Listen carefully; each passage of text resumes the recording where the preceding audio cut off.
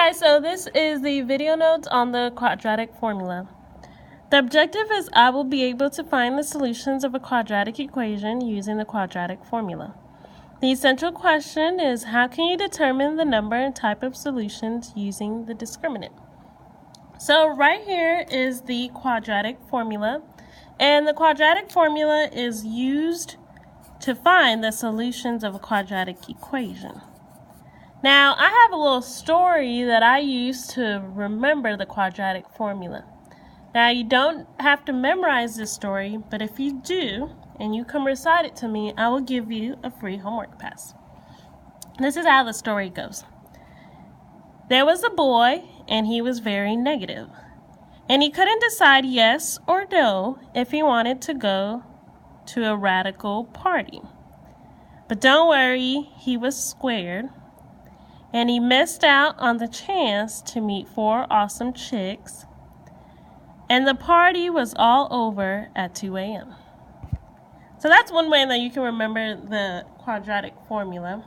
Now, out to the side, I want you to write b squared minus 4ac.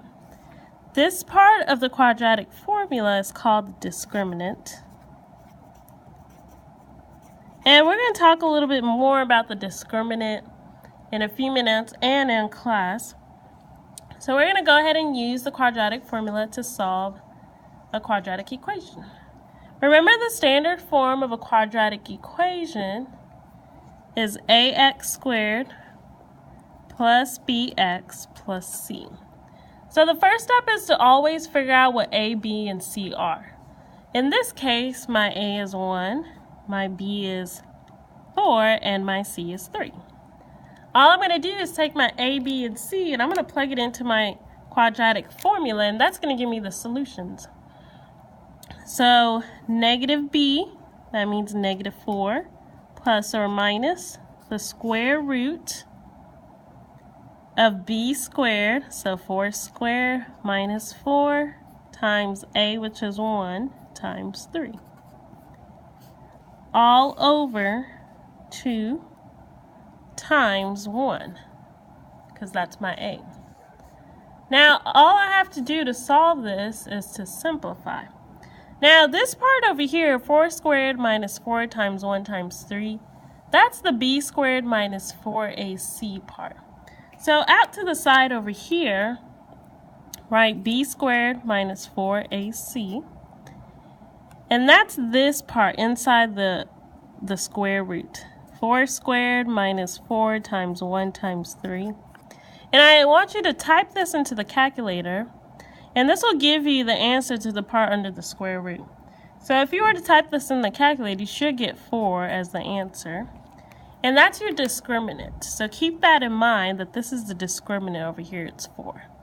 So when I come to simplify this, I end up with the negative 4 plus or minus the square root of 4 all over 2. The square root of 4 is 2, so this simplifies further to negative 4 plus or minus 2 all over 2. And since this is plus or minus, that means I'm going to have to break this up into 2 different parts. Negative 4 plus 2 over 2, and negative 4 minus 2 over 2. Over here I get negative 2 over 2, which equals negative 1. And then here I get negative 6 over 2, which equals negative 3. So my solutions are x equals negative 1 and x equals negative 3. Now, your solutions are where your graph crosses or touches the x-axis, if they're real solutions. So in this case, if I were to graph my quadratic equation in the calculator, the graph, or the parabola, should cross the x-axis at x equals negative 1 and at x equals negative 3. We're going to practice some more in class. Right now, we're going to analyze the discriminant. So on your sheet of notebook paper, go ahead and copy down this chart right here. Remember that the discriminant is b squared minus 4ac. And the discriminant tells me how many solutions I have. and what kind of solutions I'm going to have.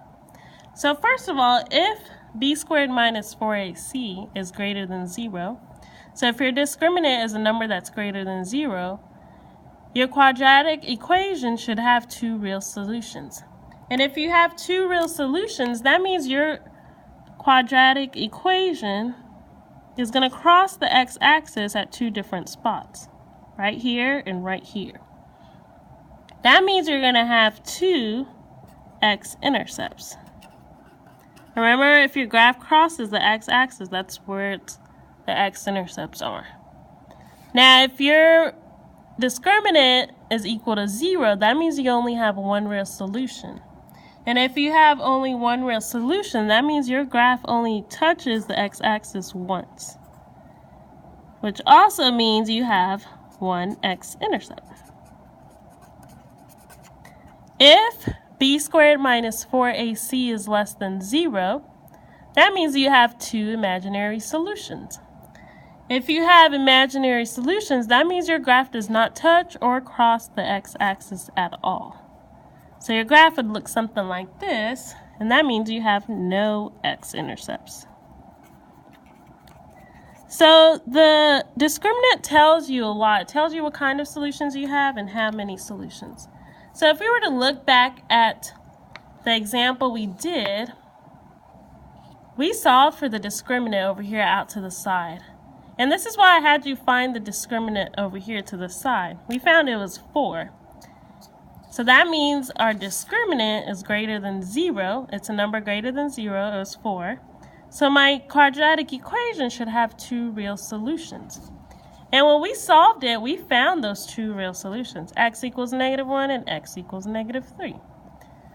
Two real solutions. So you can use the discriminant to check your work, to see if you found the right solutions, what kind of solutions they are. Take a few minutes and copy down these 3 examples. You need to use the discriminant to describe the number and type of solutions of the quadratic equation. So copy down the problems and we'll talk about them during class. That is it for these video notes. Thank you.